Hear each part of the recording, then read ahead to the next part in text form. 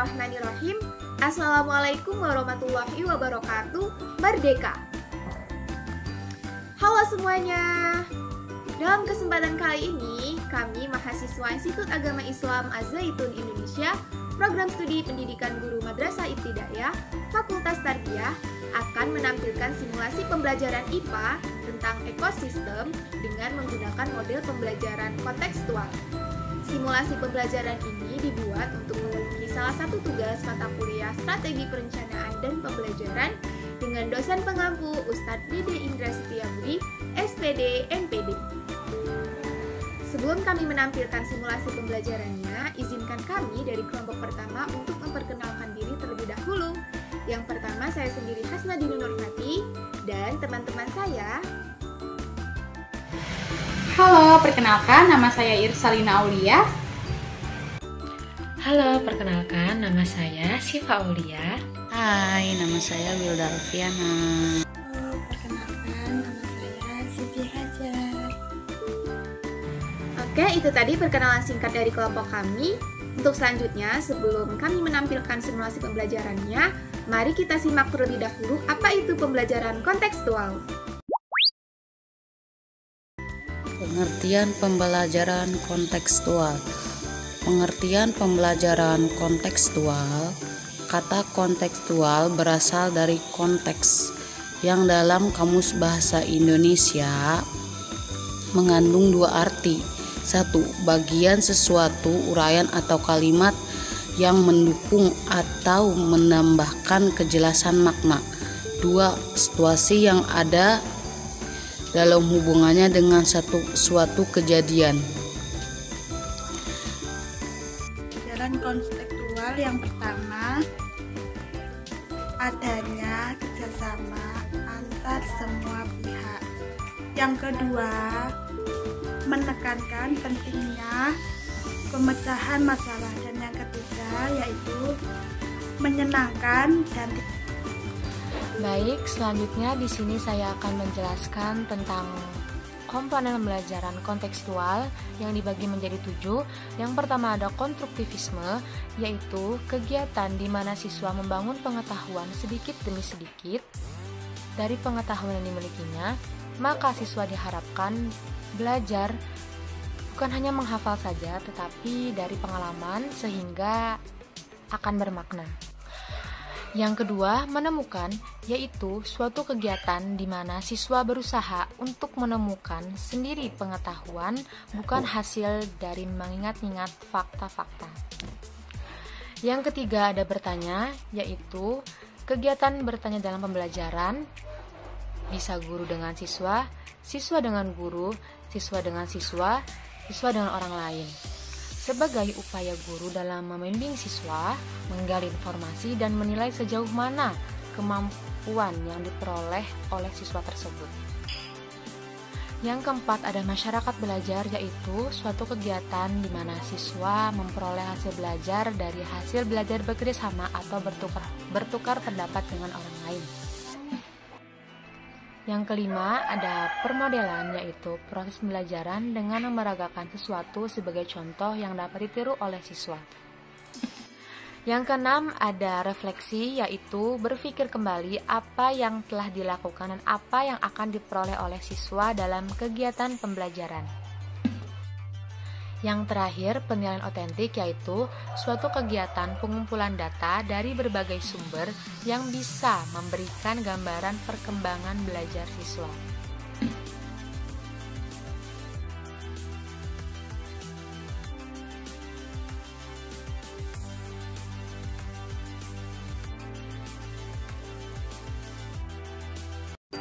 Assalamualaikum warahmatullahi wabarakatuh anak-anak. Apa kabarnya hari ini? Sudah sarapan semua? Alhamdulillah, hebat, anak cerdas, sehat.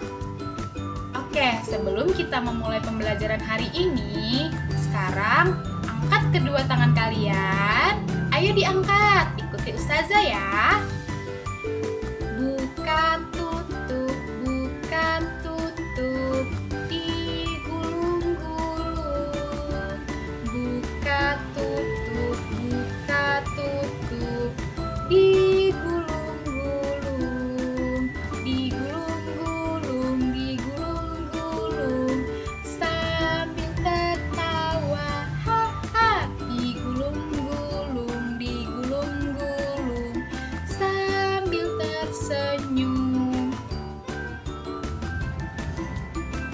Baik anak-anakku semuanya, sebelum kita belajar, alangkah baiknya kita berdoa terlebih dahulu.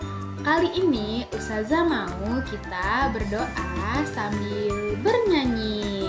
Ikutin Ustazah ya.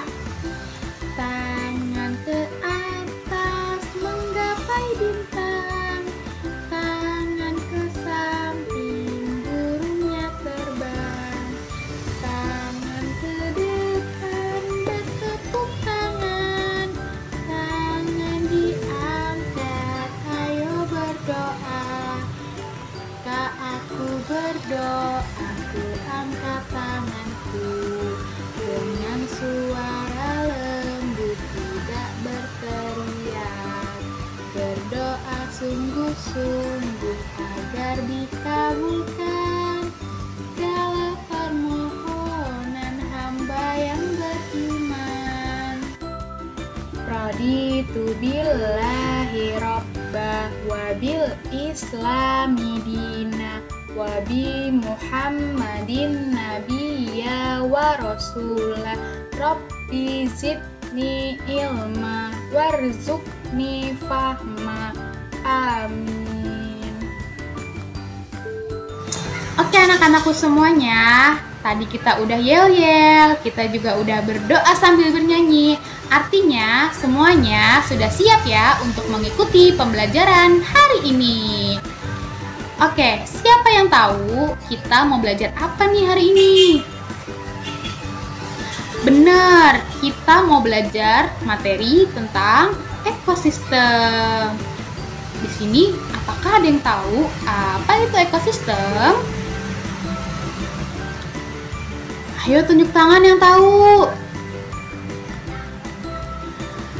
Oke, berarti belum ada yang tahu ya apa itu ekosistem. Nah, kalau kalian belum tahu, maka kalian sekarang buka buku tema 5 tentang ekosistem. Sudah dibuka semuanya? Alhamdulillah.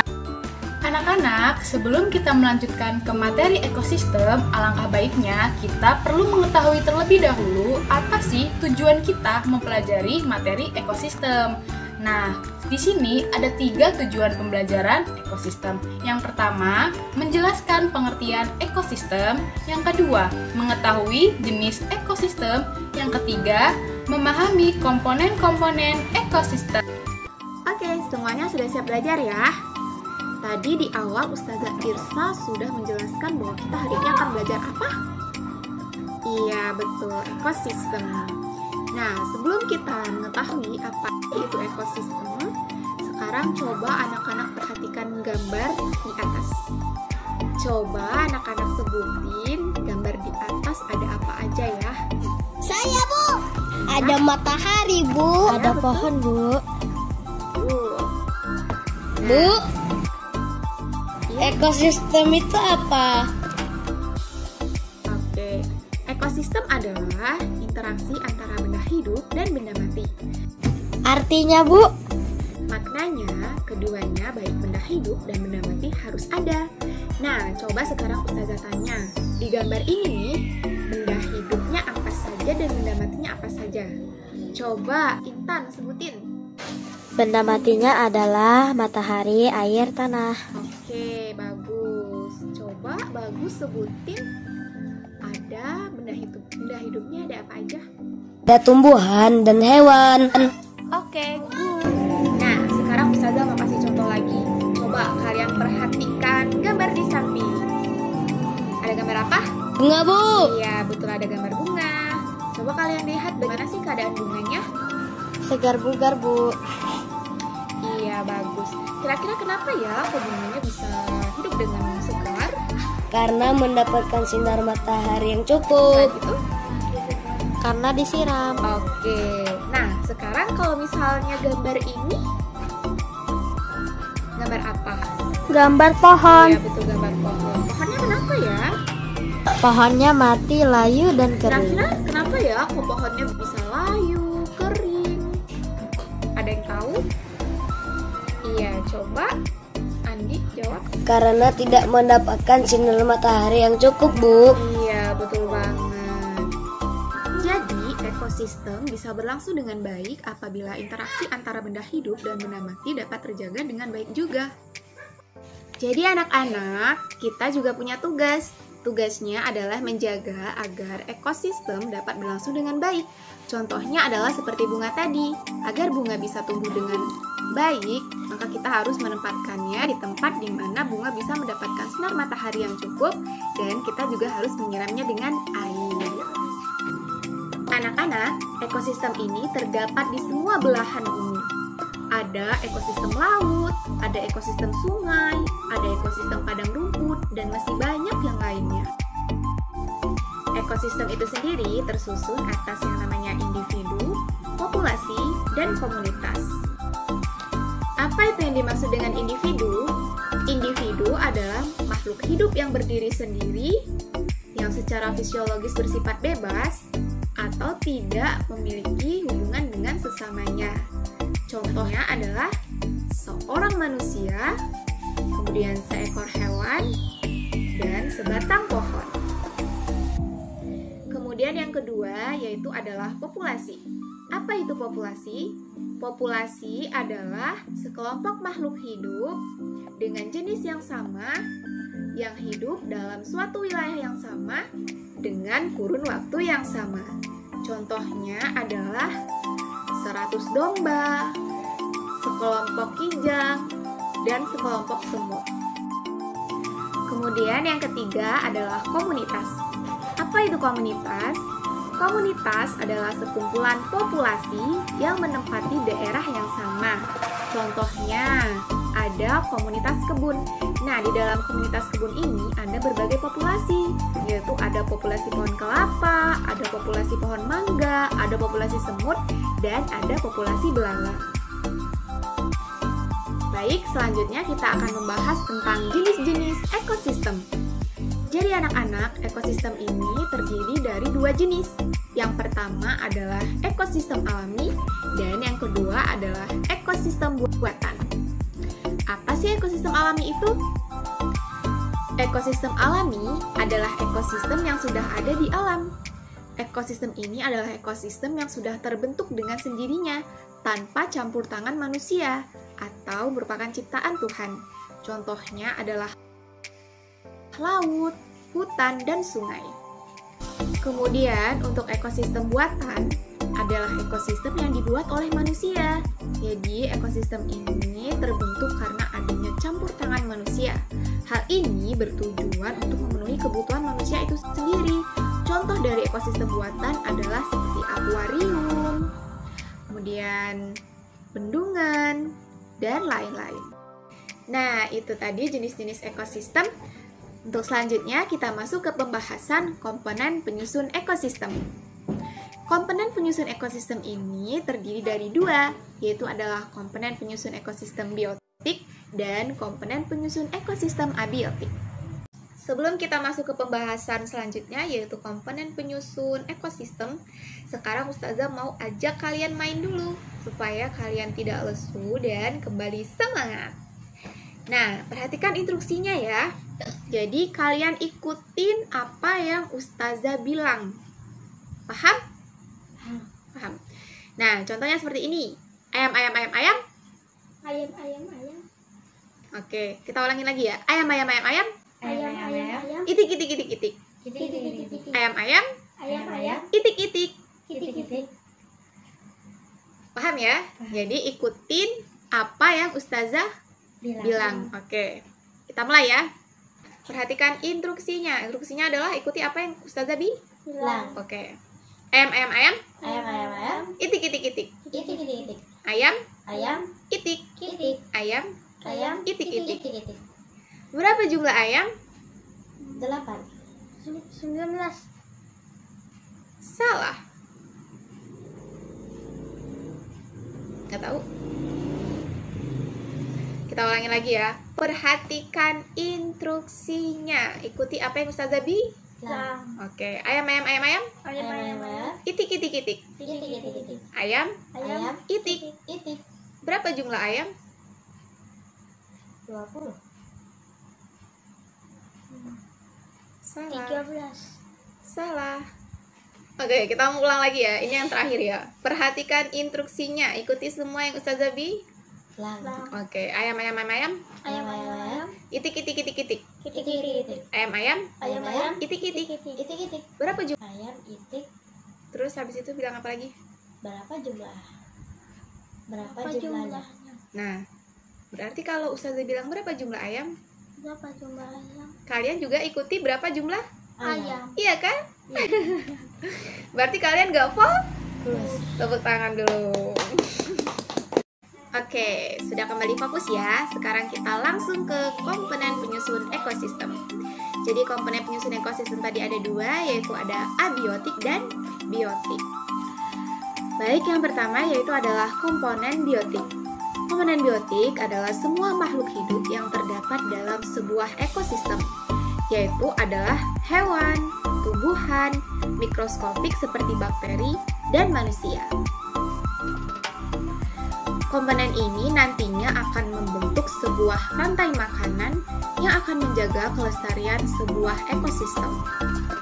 Dalam sebuah ekosistem dapat dibedakan menjadi beberapa macam, yaitu dari cara mendapatkan makanannya, dan yang kedua yaitu dari tingkat trofiknya. Kita bahas satu persatu ya. Yang pertama yaitu adalah jenis komponen biotik berdasarkan cara memperoleh makanan. Yang pertama ada produsen, yang kedua ada konsumen, dan yang ketiga ada dekomposer atau pengurai. Yang pertama adalah produsen. Produsen adalah organisme yang dapat menghasilkan makanan sendiri, yaitu dengan cara melalui fotosintesis. Contohnya adalah tumbuhan-tumbuhan hijau seperti rumput, padi, dan sayuran-sayuran hijau lainnya.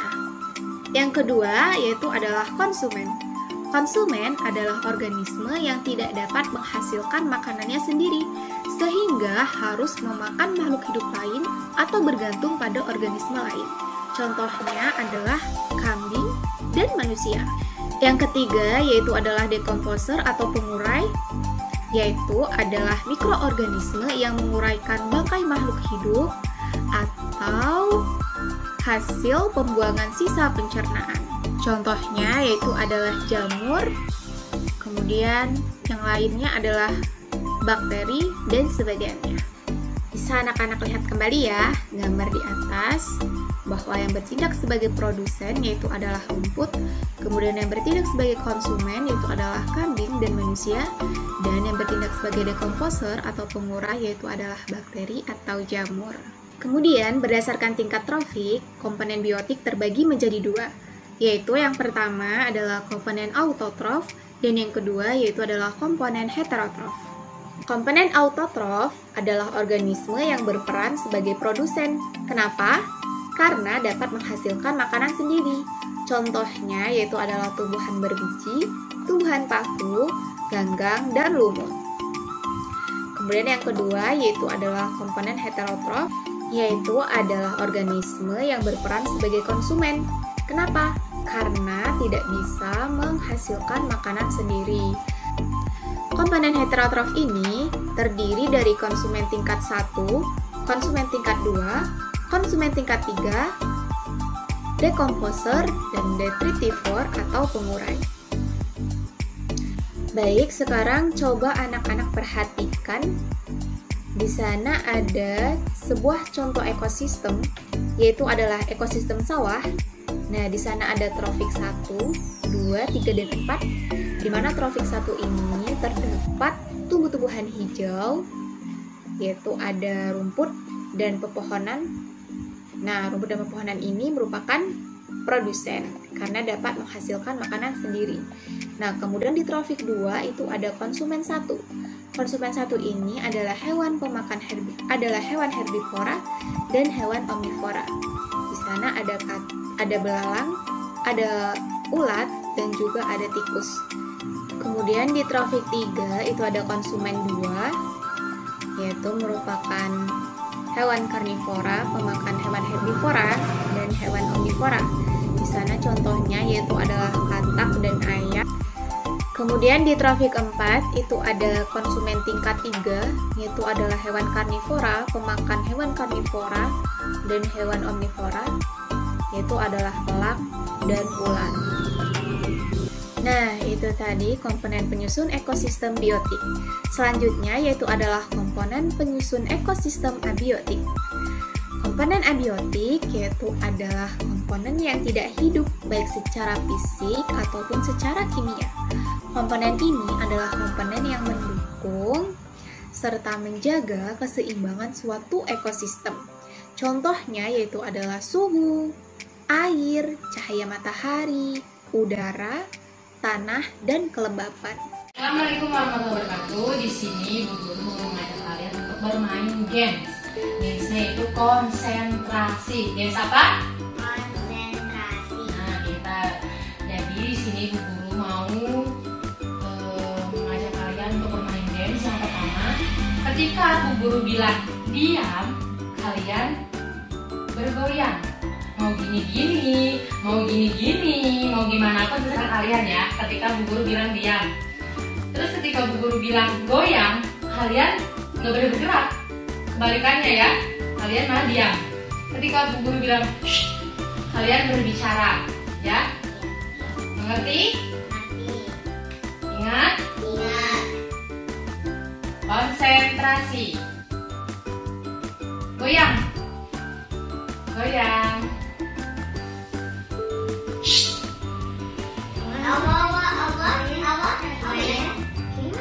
Goyang. Diam. Diam. Diam. Goyang. Shh. Goyang. Goyang. Diam. Kalian nggak konsentrasi. Diam. Goyang. Shh.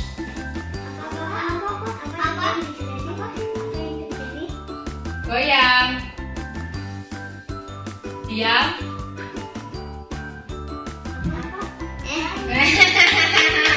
Jadi banyak yang belum konsen ya. Tadi tuh kalau diam kita apa diam? Berarti harus goyang. Kalau goyang berarti harus diam. Kalau shh, nah berarti kalian kurang konsentrasi. Kurang konsentrasi ya. Pada hari ini kita belajar bersama tentang komponen-komponen ekosistem kita, lingkungan alam dan juga lingkungan buatan, danau, gunung, sawah, sungai dan juga lautan. Hey, yuk ayo ayo ayo ayo kita belajar. Yuk ayo ayo ayo kita bergembira. Yuk ayo ayo ayo ayo kita belajar. Yuk ayo ayo ayo kita bergembira.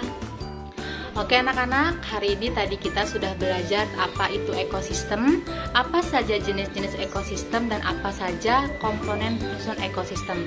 Nah, sekarang siapa yang bisa menyimpulkan tentang ekosistem tadi? Saya Bu Sherly. Coba. Adanya hubungan timbal balik di antara komponen-komponen dalam ekosistem dapat membuat kehidupan bisa berjalan dengan seharusnya. Begitu juga jika ada gangguan-gangguan, maka kehidupan juga akan terganggu. Ya, bagus. Selanjutnya ada yang bisa lagi menyimpulkan? Saya Bu Zulfa. Coba. Meskipun komponen biotik dan komponen abiotik berbeda, tetapi mereka saling berhubungan satu sama lain. Contohnya antara air abiotik yang ditumbuhkan oleh makhluk hidup, biotik untuk minum dan proses pertumbuhannya. Baik, terima kasih ya sudah menyimpulkan hari ini. Berarti hari ini kalian sudah belajar tentang apa tadi? Ekosistem. Sudah paham berarti ya? Nah, baik, terima kasih. Nah, pesan ibu hari ini adalah kalian harus mengulang kembali pelajaran apa yang kita pelajari hari ini supaya tidak lupa. Karena mengulang pelajaran itu adalah salah satu disiplin kalian untuk memotivasi kalian agar mencapai cita-cita kalian ya. Ibu doakan semoga kelak nanti kalian semua menjadi orang-orang yang sukses. Amin ya robbal alamin. Baik, sebelum kita pulang, mari sama-sama kita berdoa agar kita di perjalanan selamat ya. Berdoa dimulai.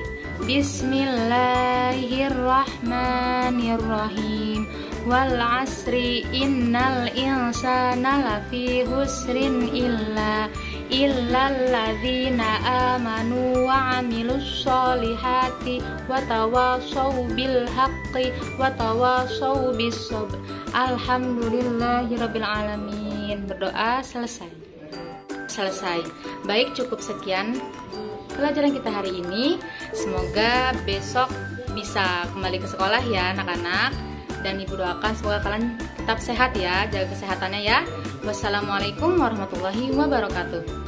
Dan model pembelajaran konseptual yang pertama yaitu memberikan kesempatan pada siswa untuk dapat maju terus sesuai dengan kemampuan siswa.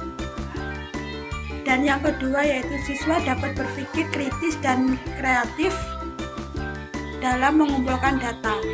Tangan pembelajaran kontekstual.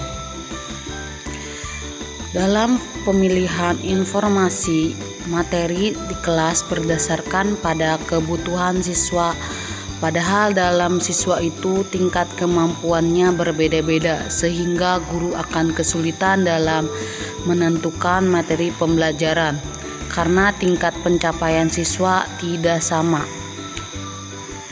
Tidak efisien karena membutuhkan waktu yang agak lama dalam PBM. Dalam proses pembelajaran dalam model CTL akan tampak jelas antara siswa yang memiliki kemampuan tinggi dan siswa yang memiliki kemampuan kurang.